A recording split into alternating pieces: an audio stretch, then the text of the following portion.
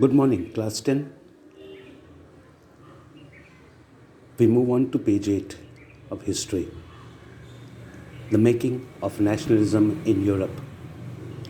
In the mid 18th century, Europe had no nation states like we know them today. Germany, Italy, Switzerland, Sweden, Spain, etc., were divided into kingdoms and ruled by autocratic kings. In fact, all the regions of Europe, the eastern and the central parts, were under absolutist rulers who ruled within territories of which lived diverse groups of people. What do you mean by diverse? Here, diverse means people belonging to different religions, different castes, different creeds, having different cultures, customs, following different religions, etc.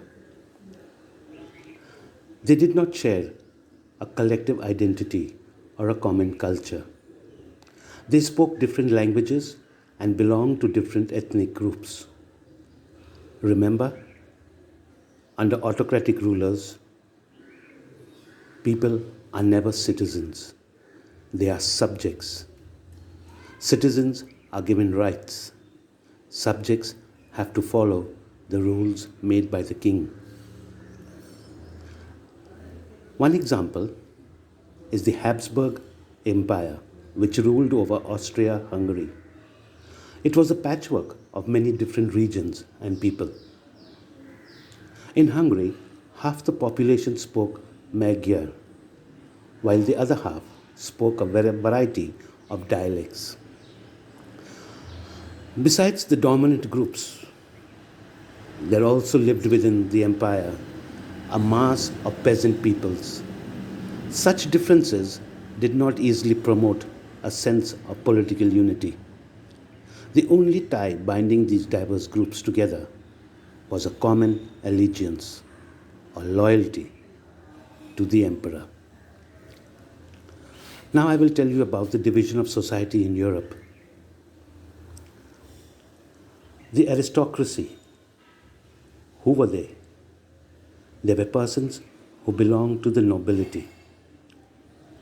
Socially and politically, they were the rich, powerful, and dominant class in Europe. They owned estates in the countryside and also townhouses. They spoke French in high society to show their status. However, the aristocracy was numerically a small group.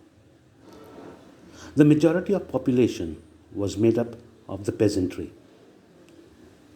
In Western and parts of Central Europe, the growth of industrial production and trade gave rise to towns and the emergence of commercial classes whose very existence was based on production for trade.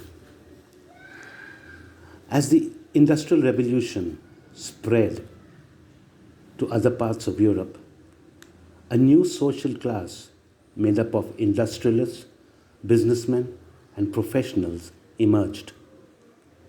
It was the new middle classes, a working class population. They were liberal minded and educated. It was among this group that ideas of national unity in Europe gained popularity.